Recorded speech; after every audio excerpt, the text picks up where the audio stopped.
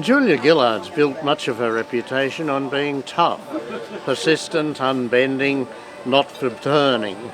But in the last couple of weeks we've seen more of her compassionate side.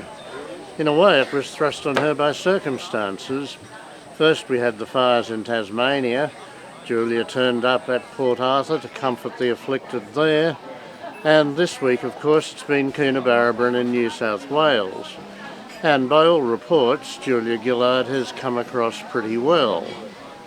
The cynics would say this is a deliberate electoral ploy, that it's based on Anna Bligh's try in Queensland to regain lost ground over the floods. But the trouble with this is that a politician is damned if she does, or she's damned if she doesn't. If she hadn't turned up, she would have been excoriated as being heartless, thoughtless, lacking in human feeling. When she does, it's just a ploy. And she got this redoubled in spades between the two fire episodes, when she said, among other things, that she was going to get her Justice Minister, Jason Clare, to look at ways, if any, that the Commonwealth could intervene to help stem the violence in Western Sydney. The crowd went ape.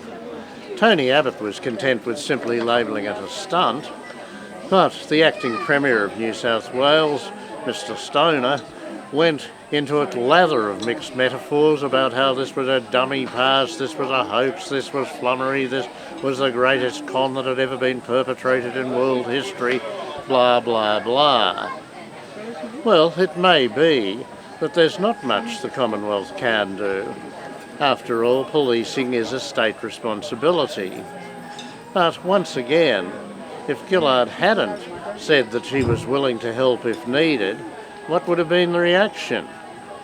Jason Clare himself knows. He may be Minister for Home Affairs, but his electorate is in Western Sydney, in Blaxland. And he can testify firsthand that the concern of his voters there, they want action. They don't care whether it comes from the Commonwealth, the states, or for that matter, intervention from outer space. They just want something done about the violence. So, there we have it. This is going to be, I think, the pattern over the next year. As the physical temperature rises with global warming, so the emotional temperature is going to rise as the election gets closer. Nothing Gillard does will be right, or not at least according to her enemies, and they are gearing up for a big one. As Tony Abbott has made clear, fighting the fires is absolutely nothing to fighting the government. Fasten your seatbelts, hold on to your hats. It's not going to be pretty. I'm Mungo MacCallum.